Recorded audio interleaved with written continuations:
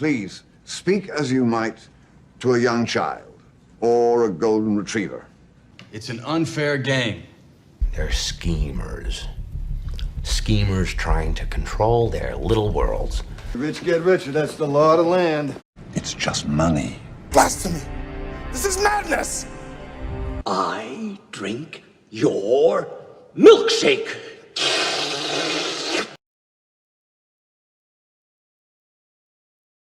Hey everybody, welcome back to Milkshakes Markets Madness. My name is John Kutsmita, and I'm joined here with Brent Johnson, the man behind the dollar milkshake theory. If you are joining us for the first time and don't know what a dollar milkshake is or what the dollar milkshake theory is talking about, we've done our best to simplify a way to catch up with everybody. We have a playlist on our YouTube channel that says Start Here. There's an original presentation by Brent, a number of short clips accompany that will hopefully break everything down for you, take you down that rabbit hole. Something else worth mentioning as well, we are very sensitive to everybody's time and we know it's valuable. And when you're coming to a YouTube channel, especially one that maybe you don't quite know very well yet, it's sometimes drinking from the fire hose, and sometimes you're just trying to dive in and choose which piece of content to get started with. Well, we break everything into segments. So every video we do when we're publishing it, it's trying to achieve a very specific objective. So as you scroll through our YouTube channel, you'll see we have unique thumbnails for each one of those segments. We do a Monday peek at the week, which is more or less a look ahead. We tend to sometimes, if it makes sense, do a midweek update. We have a Madness Edition segment, which is really just us getting silly about all the craziness that goes on in the world. Hey, if you're not really a markets person, maybe that's where you start. If you're more of a markets person, please stay away. It doesn't always jive with everybody. And we've actually even introduced a new segment called What Would Johnson Do? WWJD. It's going to be a fun one that we will continue to develop, where we get Brent's thoughts if he was placed in various situations or given options in certain circumstances. So that's my spiel, and welcome you to the show. We want to make sure everyone has as much fun with this as we are having making it, but we also want to make sure we respect your time. So in this video, we're going to do our full length. We get a little deeper into the markets.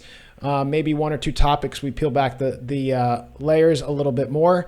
Brent, what do you have to say about the week that just passed? Anything jump out to you so far? Well, yeah, I think in last week's episode, I think we said that, this week was, even though it didn't have a ton of data, it was fairly important because it was going to be the last, week with some important readings until the Fed meeting. And, of course, everybody knows that the Fed has been laser focused on inflation. We had a couple, or we had CPI this week. And so CPI was a big thing that everybody was looking for. And it came in a little bit hotter than expected. And initially the market sold off. Initially the market sold off, even though, or they sold off because there was a little more hawkish than expected. But then when people kind of started to dig into the weeds of the headline, maybe it wasn't quite so bad. And then markets kind of rallied on the back of that. And then yesterday, PPI came out, and PPI exceeded as well, but not by too much. And it was kind of in line. And so, yesterday was a fairly big up day. But then this afternoon, markets all sold off pretty hard into the close. And so the markets, whereas they were initially up for the first 3 to 4 days of the week, I think most of them closed it as a negative week, maybe not significantly negative, but down from where they started on Monday for sure. And I think a little lower than they were last Friday. So I think, I was kind of expecting inflation to come in perhaps a little bit, in line to maybe a little bit high. I still think that the Fed is going to hike next week. And so this week's data kind of supported that, I thought, because, if the Fed is data dependent, more data came in this week that said the job's not over. So we'll have to wait and see what they do. I think since July, you've at least expressed some level of confidence that you thought the Fed would hike in September. So now that, the data has continually shown up to at least give them an excuse to do another 25 basis points, it will be interesting. But one of the things we've also talked about pretty consistently the last couple months is, if you go back to 2022, July was the 40-year high print. I think it was a 9.1% year-over-year change in inflation. So now when you go an entire year forward from that, 2022 into 2023, that rate of change you would expect isn't going to be as dramatic. Now, when you're looking at CPI and certainly the data we've had the last couple months, if you get rid of the extreme readings of last year, wouldn't you say that this is still, generally speaking, somewhat of a hot inflation print? Like it's sure. And forget expectations for a minute, just as the core numbers are indicating, and forget, oh, well, it's a big reduction from last year. Wouldn't if you were a central banker in this particular case, wouldn't you feel like, hey, maybe we should add another 25 basis points? Yeah, and so this is where it gets kind of interesting, John, because and here's the reason, is because the market is not expecting them to hike next week, even though, he has been very clear that it's data dependent. And even though the data has tended to come in a little bit on or the readings have exceeded a little bit and been slightly hawkish, they haven't been dramatically hawkish. But this is where, but 98%, the market is saying there's a 98% chance that they don't hike and only a 2% chance that they do. So by me saying that they're going to hike, it's definitely against consensus. And this is where I'm gonna point this out, because I talk about this all the time. And this is where it gets a little bit, you have to be careful of letting your biases overrule what's actually going to happen. Because how many times have I said, forget what you think they should do, forget what you want them to do, what are they actually going to do? Right? That's when you're managing money and trying to increase the size of your portfolio, what they are actually going to do is much more important than what you think they should do or what you want them to do. And so I will admit that this is a very close call for me. I'm trying my best to be as neutral as possible. The reason I'm saying that they're going to hike is because I think overall the economy is holding up pretty well. The data has exceeded expectations. For a year and a half now, he's been hiking rates, and everybody said he was going to stop, even though he didn't. And I think last time when he skipped a hike, I think the markets kind of started to call his bluff a little bit, right? And I think if he skips another one, he's in danger of the market really calling his bluff. And if he was to skip here, and then we get into October, and for whatever reason, despite what everybody believes is, maybe there's a recession around the corner or whatever it is, if inflation comes in hot again, and there's not an October Fed meeting, right? And he's got to wait for November, I think if he doesn't hike, there's the opportunity that inflation reaccelerates. Again, I actually don't think that inflation is going to reaccelerate, but if I'm sitting in Powell's shoes and I'm thinking about what could lead inflation to reaccelerate and how I am going to look if inflation reaccelerates after all the work that I have done to put the transitory madness behind me and hiked from 0% to 5.5% in 18 months when nobody thought I would do more than one or two hikes. I kind of feel like one more hike isn't going to change that much.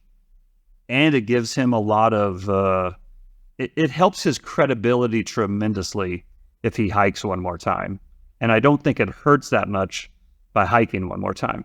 Now, here's the flip side. And this is why I say it's very close. And this is why most people don't think they're going to hike. Is if you look at the data from a year ago, the inflationary data has been slowing, right? Now, to your point, it is still high, but it's much lower than it was a year ago. And the trend seems to be that prices are coming down. And the markets have held up remarkably well. Again, I think we've talked about this several times. I think when he started his hiking cycle, I think that he thought he would have to cause a recession to get inflation to come back down to the level it is. But now we're 18 months into it. Markets are basically, flat to 5% down from when he started. And I think he can probably see the light at the end of the tunnel a little bit, and he might actually believe that he can pull off this soft landing. And then the other part of it is that by just stopping, not hiking, but staying higher for longer is tightening. And what I mean by that is, part of the reason I think the market has held up as well as it has is even though rates have dramatically increased, there's a lag effect from when interest rates are increased to the time they hit the market. And I think as we move forward in time and more car lease payments, rental agreements, anything that has a fixed rate term on financing, and as those things get refinanced at the now higher levels, that has a tightening effect. So if we just sat at these levels for a year, which I know a lot of people don't even think that will happen, but if we sat at these levels for a year and things got refinanced, every month for the next year, that in itself would create tightening pressure on the economy. And so I think I think a lot of people think that's where we're at, and that's why we're not going to get another hike. If I had to place the odds, I'd say it's like, 55, that they're going to hike and 45 that they're not. I think it's very close, but I actually think that they are going to hike. I mean, data dependent, right? I feel like perhaps I'm in an echo chamber where you and I are having these conversations. Partly that echo chamber continues into a place like Twitter, where a lot of the stuff that I'm seeing in my feed is a bit more, maybe I'll say objective about the data.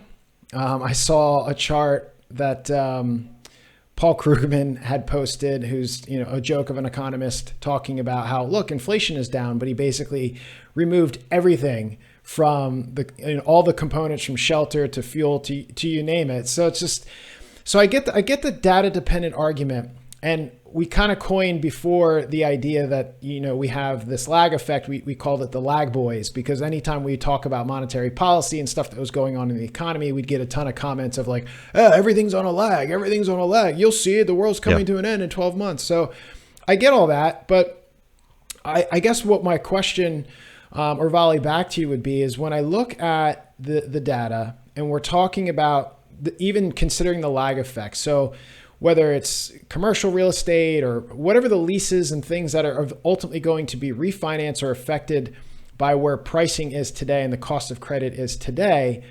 Well, if the cost of credit today, just based on, say, the Fed funds, is 5.5%, I don't see how 5.75 is going to, be the straw that breaks the camel's back.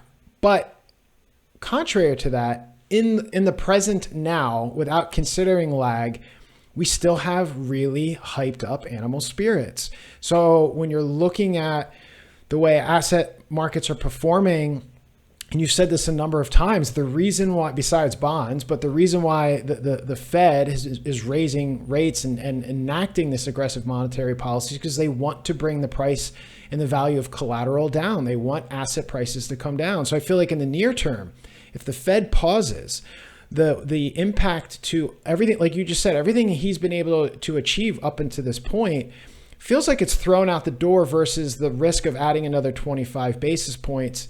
So I understand what you're saying, what the market is saying, that there's maybe this 50-50 coin flip that they're going to do, but what is really the Fed's concern for doing another 25 basis points, at least in my eyes, besides the banks getting crushed even more? Well, I think the main thing would be that, again, right now it's not a coin flip. Right now it is 98% says he is not going to hike, and only like 2 or 3% say he is. And so if he hikes next week, that is going to be a surprise to the markets in general. It might not be a surprise to you and me, but in general, that is going to be a surprise to the markets. And I think, and he has typically not done a surprise to the market. If you look back at his decisions, they are almost always what the consensus thinks it's going to be. And that's partly because they jawbone the markets to kind of get consensus to be ready for their picks. So if he hikes next week, this would be the first time he kind of went against consensus, other than way back in 2018 when he hiked. He hiked the rates a lot in 2018, and he did one last hike in December of 2018, which a lot of people didn't think he needed to do, and the markets just puked. That's when, I don't know if you remember, that's when Mnuchin got on the phone on Christmas Day with all the bankers, and coming out of then the next day on December 26th, the markets rallied like crazy because the banks were going to be there and the Fed was going to be there to do whatever they needed to do. And so, on the one hand, the history says Powell doesn't surprise the markets, but what That's the very intermittent history. The longer history says he always goes too far. In 2018, he went too far, the markets punished him.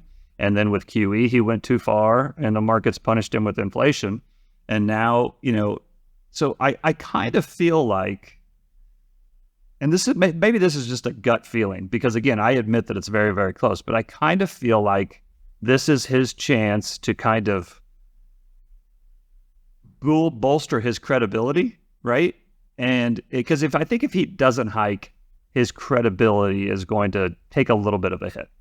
Even though the market's not expecting him to hike, I think if he doesn't, I think his credibility takes a. I guarantee you, if he doesn't hike in the Q&A session, the press conference part of the Fed meeting, there will be multiple questions about, well, if you're data dependent and the data has exceeded, why didn't you hike?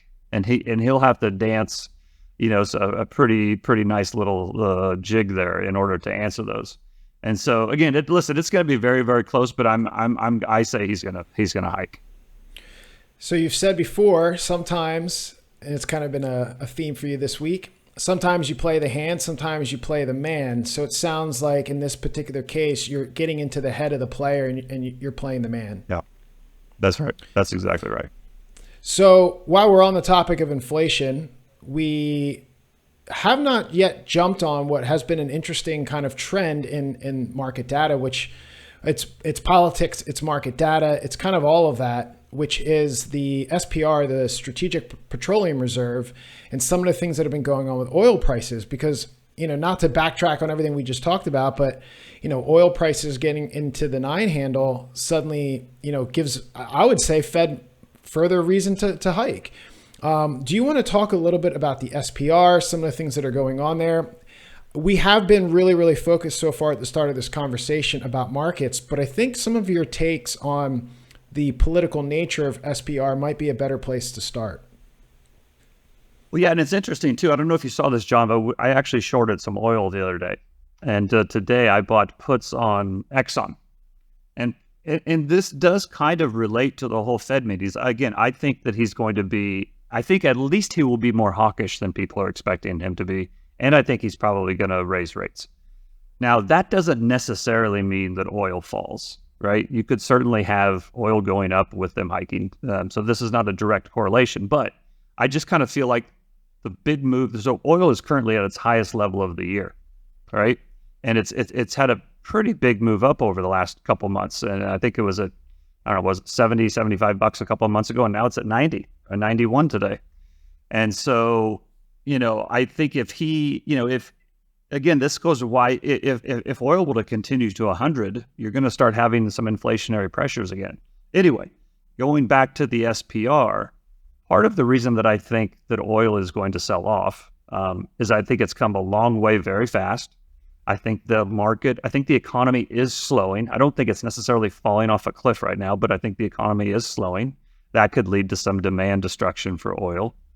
Right now, with some of these different exhaustion signals that I look at and relative strength signals that I look at are telling me that this is a good time for oil to pause. And then also, I think it won't surprise me at all if Biden sells even more from the Strategic Petroleum Reserve. And so now we're getting back to your question. So, and I think if all that happened, I think it wouldn't surprise me if oil pulled back $5, $10, $20, whatever it is. Again, I think oil, just for the record, so I don't get a million comments, I think oil is going much, much higher in the years ahead. Okay? But this is just a short-term trade. Anyway, let's get back to the Strategic Petroleum Reserve. So a week ago, or maybe 2 weeks ago, I tweeted out this thing that said, I put at the very top, unpopular opinion. Biden's use of the Strategic Petroleum Reserve has worked perfectly, and this is exactly the type of situation that it was created for in the first place. And oh boy, people did not like that. And I knew it would be unpopular, and I wanted to, but the point I wanted to make, number one, is I actually believe it. Number two, I knew it would drive some people crazy. But number three, it's kind of it's really interesting what's going on, and it's really interesting to understand what the Strategic Petroleum Reserve is, why it was created, who created it, and what it was created for. And the parallels to what's going on now are extremely similar. Okay, so let's talk about what the Strategic Petroleum Reserve was. So in 1973, the Arab League of the Organization of Arab Petroleum Exporting Countries did an embargo where they stopped supplying oil to the rest of the world. The reason they did this was because of their perceived. They were upset that the U.S. supported. They perceived that the U.S. supported Israel when Israel went to war with Egypt, and who else did Egypt go to war with? Israel, and I think Egypt, and was it Saudi? No, it wasn't Saudi Arabia. Anyway, it doesn't matter. So there was a war during Yom Kippur in October of 1973, and so the OPEC felt like the U.S. supported them, Israel against Egypt, and they didn't like that, so they stopped exporting oil, and this led to huge supply imbalances, and it led to skyrocketing oil prices. It led to gas lines, and so what you have to remember what was going on in the world then. Just 2 years prior, the U.S. had delinked the dollar from gold. So while they were still the strongest country in the world, there was, some rumblings, kind of like now. You had these countries were saying, hey, that's not what we signed up for. And what's going on now? Hey, this is not what we signed up for. And then the reason that we had a potential supply shock a year and a half ago was because of a reaction to an invasion of Russia to Ukraine, right? And then Russia said, well, if you're going to take their side, then we are not going to supply you with oil. So the parallels are not dissimilar. They're not exactly the same. And I know I'm going to get some messages, these are not the same. Okay, you're right. They're not exactly the same, but they are sort of related. But if we go back to 1973, Nixon had just been reelected in, I think it was 72. And so the next election was up for 76. So Nixon wasn't up for reelection, but Ford was his vice president, and no president wants to go out as an unpopular president who caused a recession and, whose international policies or economic policies led to layoffs and gas lines and stuff. So in 73, the whole Nixon administration was gung-ho trying to figure out how to solve this deal. Now, they ended up doing the dollars for oil deal with Saudi Arabia, which said, the U.S. is going to protect Saudi Arabia, and in exchange, Saudi Arabia will not only start exporting oil again, but they'll only do it in dollars. And that led to the petrodollar. Okay. But if you look, and so this was, but at the same time, so before that was done, Nixon started to impact or introduce policies that would keep this from happening again. So he encouraged policies to increase production in Texas and other oil producing areas. They started, I don't remember if this happened under Nixon or Ford, but that's where the 55 mile an hour speed limit comes from. I don't know if people know that. It's not a safety thing. It's a gas efficiency thing to keep gas prices down, and gas. So that's where the 55 mile an hour speed limit comes from. And under Nixon, they started talking about building up this, strategic supply. So if there was ever an economic impact of a surprise supply shortage, this was never a strictly military thing. In fact, so a lot of people think that the SPR is only for economic, or that they only think it's for national emergencies. And if we get invaded and it's a wartime thing. It is not a wartime thing. It was never a wartime thing. It could be a wartime thing, but it was never once exclusively a wartime thing. In fact, the military had their own Strategic Petroleum Reserve that they managed for decades. Now, that's actually been phased out over the last, call it 10 or 15 years. But during this time, they had their own Strategic Petroleum Reserve. So this was more economic related. And the whole point is it was supposed to be used for surprise supply disruptions. Okay, so a year and a half ago, when Putin said he was no longer going to supply energy to the rest of the world, that is a supply disruption. And when Biden talked about using the Strategic Petroleum Reserve, it was to counter that supply disruption. Now, since then, oil stayed pretty low, right? It didn't, I think it was at 130 at one point, and like we just talked a couple months ago, it was at $70. And so if he would not have done that, where would oil prices have been? Well, I don't know. Nobody does. But the point is that that's what it was used for. Whether you think it helped or not, oil prices didn't spike. Country didn't go into a recession. There were not long gas lines. And now people are saying, well, let's see how it ends. Okay, now here's where I agree with you. It probably doesn't end well, but up to now, it has done exactly what it was supposed to do.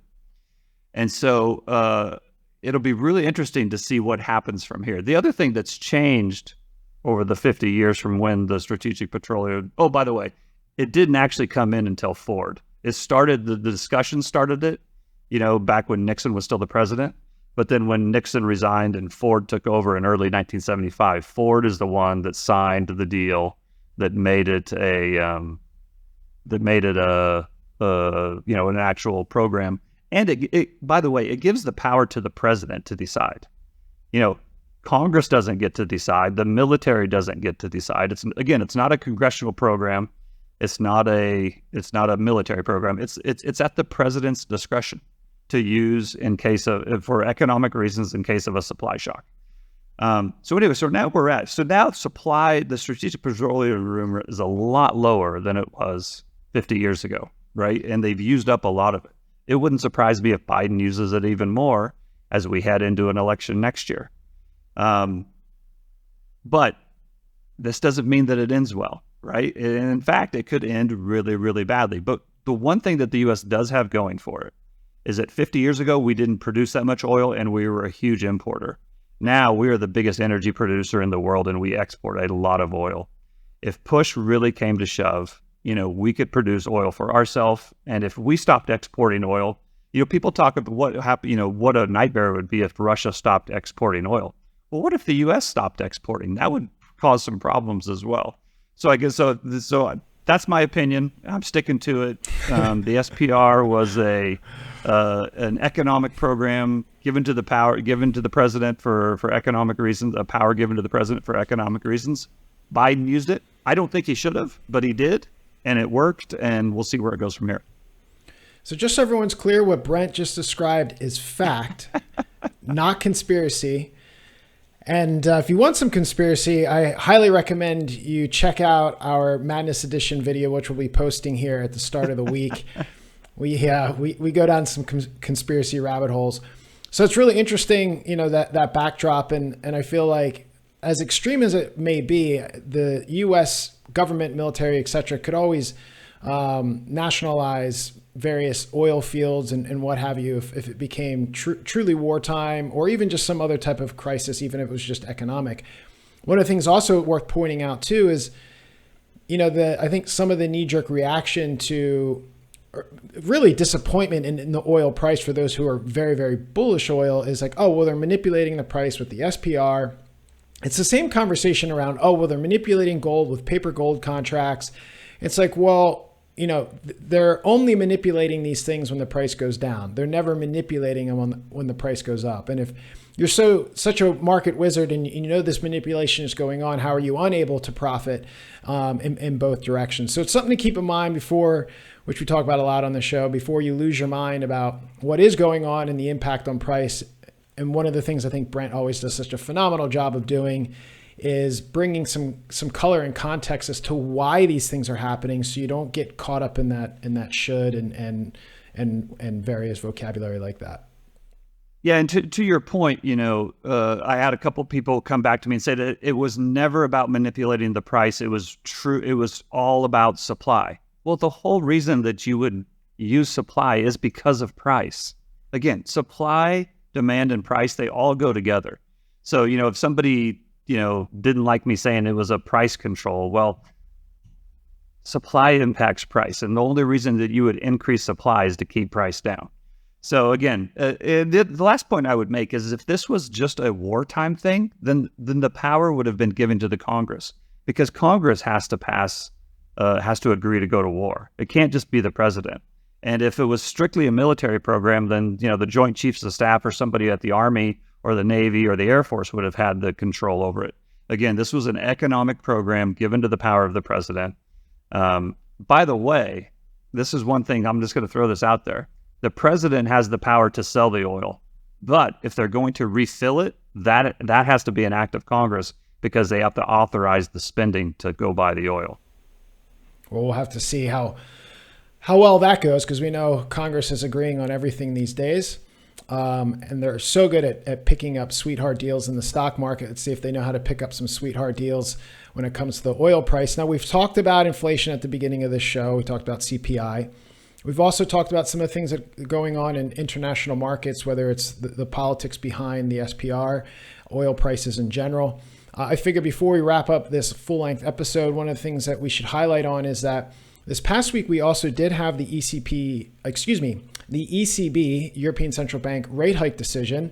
They did raise interest rates. And at the same time, we had a conversation from Tucker Carlson, who's now doing the show on Twitter, where he went deep dive into flagrant monetary policies and the impact of such with hyperinflation in Argentina. So one of the things that would be great if you could bring some color to, Brent, is not only your thoughts on the ECB rate hike decision, but now that, Tucker Carlson, with the audience he has brought Argentina back into the conversation. We had earlier in the year, did some discussion around that since you were there. So it'd be good for you to maybe have some reflection on both of those things. Sure. Well, if we go back to last week's episode, we discussed that the ECB was going to have a meeting this week. And I said at the time that I thought it was probably their opportunity to hike one last time, or at least be hawkish one last time. But I thought that after that, it would be kind of tough, because I don't think that they're going to be able to do it for much longer. And sure enough, they hiked, but they kind of, hinted that they're probably done, right? And that's how the market took it. And the euro sold off pretty hard. Now, I even said last week that this would have been a good place for the dollar to pull back. It kind of made sense that the dollar was up 8 weeks in a row. It was, I expected the Fed to hike, or I expected the ECB to hike. And so, I kind of thought that the euro might kind of rally a little bit this week, but, when the ECB came out and kind of hinted that they were done hiking, boy, that thing fell off, and, the dollar made another high this week. So, this is the important thing to understand. It doesn't always just matter what the U.S. is doing with regard to the dollar. You got to consider what everybody else is doing. And so the dollar had another strong week. And so here's where it gets interesting as it relates to Argentina. And, I think it's probably 6 weeks ago now, 8 weeks since we got back from Argentina. We talked on a couple episodes about Argentina. And Tucker Carlson is down there interviewing the potential presidential or one of the presidential candidates, and somebody who's gotten a lot of popular support, who is talking about dollarizing the country. And I know for a lot of people who follow the markets closely here and who follow monetary policy and, all the bailouts and all the quote unquote money printing that the U.S. has done, and, the fears that the dollar is going to lose, its global reserve currency status, and it's going to get inflated away. It's understandable as an American who perhaps hasn't traveled and perhaps hasn't done business other places to kind of have that view, because this is the only economy that perhaps that they're familiar with. But what people don't realize is that people in countries all over the world, not in the U.S., view the U.S. dollar as a hard currency, at least harder than their own local currency. And that is absolutely the case in places like Turkey. It's true in places like Lebanon. It's true in places like Indonesia. But and in some ways, it's true in places like South Africa or India. But where it's absolutely the truth is in Argentina. And I saw this firsthand when I went and I saw people and I spoke with people. I spoke with ordinary citizens. I spoke with a couple business people. And the first thing they do when they get paid is they immediately go buy dollars. And it's now, do some people buy gold? Sure, some people buy gold. Do some people buy Bitcoin? Sure, some people buy Bitcoin. But everybody, literally everybody, buys dollars. And so that's why Tucker Carlson is down there talking to this guy, because this guy is talking about we need to bring some fiscal restraint back to the country of Argentina. Because if you think our country is out of control and our politicians are out of control, you should see what they're doing in Argentina. I mean, their currency was way down when I was there, and in the 6 weeks since I've been there, it's down another 30%. So they are hungry for using dollars, and any transaction in Argentina that's more than like $1,000 takes place in dollars. It doesn't even take place in Argentinian pesos. If you're going to buy a bicycle or a car, or you stay in a hotel, a house, it all takes place in dollars. It doesn't take place in pesos. And so that's kind of and so they've been experiencing this for a long time. And so because the populace is suffering at the hands of the monetary authorities and the politicians, this populist guy who's he's very much a capitalist. He's very much against socialism. He's kind of comes from the Austrian school of economics, I guess is the right way to say it. And the people are kind of rallying around him because he's calling out the politicians who have put all these policies in place, and they are tired of dealing with it all the time. Like literally, if you go out to dinner in Buenos Aires and you're going to pay in pesos and you're going to pay in cash, you got to carry a briefcase with you to do it. I mean, I'm exaggerating slightly, but not by much. I mean, $50 and $50 worth of pesos is like a big wad of cash. You look like a gangster walking around with your big, fat wad of cash with a rubber band around it, but it doesn't buy you a whole lot. And so it's interesting to see what's going on there, having been there to witness it personally.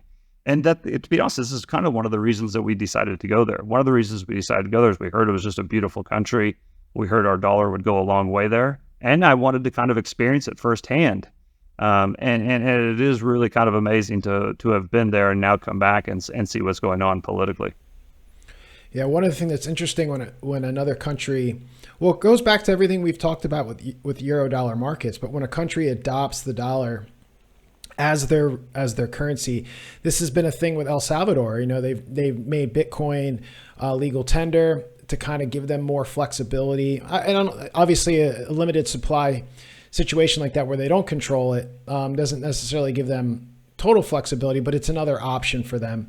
But countries like Ecuador and potentially if Argentina does it, it does rein them in, right? Because they can't just print away their problems and inflate the currency away. But at the cost of that, and it's interesting because he is such an animated populist type of candidate, and for my entertainment purposes, perhaps only, I would love to see him become the president. But if they adopt the dollar, the austerity that then gets forced on everyone in that country, I'm not sure if people have really calculated that in their head, because it's going to be painful. It will definitely be painful, but in many ways that would then clear out the rot and then allow them to have a relatively stable currency from which they could start to grow again. And in many ways, I think, if I were to like map this out 20, 30 years, it'll end up not working, right? Because again, this would essentially be a currency peg. It would eventually break, and it wouldn't ultimately be successful, but you could have a long period of time where it could actually bring great prosperity to Argentina, because what it would do is it would remove the currency risk from investing in the country. And then this is a good example of what's happened in China with Hong Kong and China, the Hong Kong peg and the yuan peg. The fact that people could invest in that country that had the potential to grow very fast and remove the currency risk from it allowed people to get more comfortable with investing like that. I think if Argentina were to dollarize, it would lead to massive foreign direct investment into the country. And while there would definitely be some growing pains, it would ultimately lead to great growth and probably some prosperity for a number of years.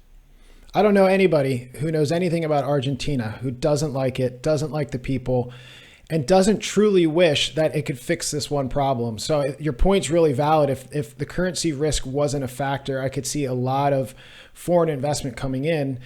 And, geopolitically, there's been a lot of talk when you're looking at the situation that we have in this part of the world, where the alliances that we have to the north of us, to the south of us, and then all the potential trade opportunities we have with South America.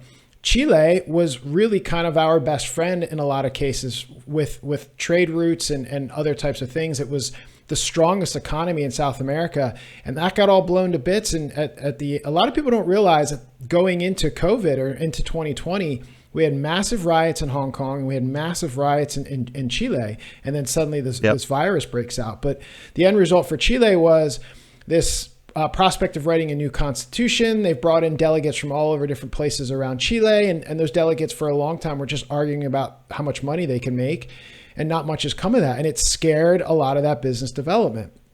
And, the Colombian peso has been very, very weak, despite how great Colombia is to visit, to live, to consider investing in.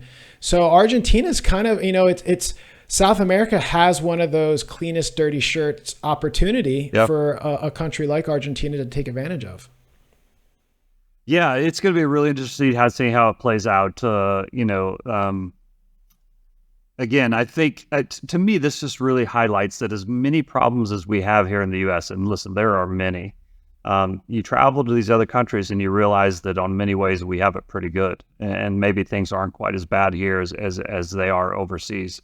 And so it's going to be interesting to see, how Argentina ends up dealing with this, and if they do end up dealing with it by dollarizing. We might have to start our whole dollarization rather than de-dollarization meme. Well, we started out with inflation. It looked dire for us at the start of the conversation. We got into SPR, it continued to look a little bit dire for us, and then no better way than to feel good about yourself than having a bookend to the conversation by bringing Argentina into it. So I'm feeling good about being an American after this 40-minute conversation. Hopefully everybody's feeling good about the future in both asset markets and in their own personal lives. It's going to be another crazy week with the the monetary policy decision from the Fed. So stay tuned for that. We'll have a Monday peek at the week here in about a day that you can get all your insights and heads up on what's coming this week, including the Fed rate decision. So Brent, that was a very insightful conversation. Thank you very much. We appreciate that. If you want to follow Brent on Twitter, you can do so at Santiago AU Fund. You can follow me at John Kutsmita. You can follow the show at Milkshakes Pod. You can find us at milkshakespod.com. And Milkshakes Pod is our handle on YouTube as well, where we have all kinds of videos, segments, nicely broken down for you, different thumbnails, so you know exactly the type of video and content that you're getting. If you're still not sure based on the name of the segment, the thumbnail, please take a minute to look at the video description, because we're also very clear about what you're getting there as well. Brent, any last words before we end the weekend? No, next week's going to be a big week, so get some rest, and we'll see you next week. All right, guys. We look forward to seeing everybody here in a couple days.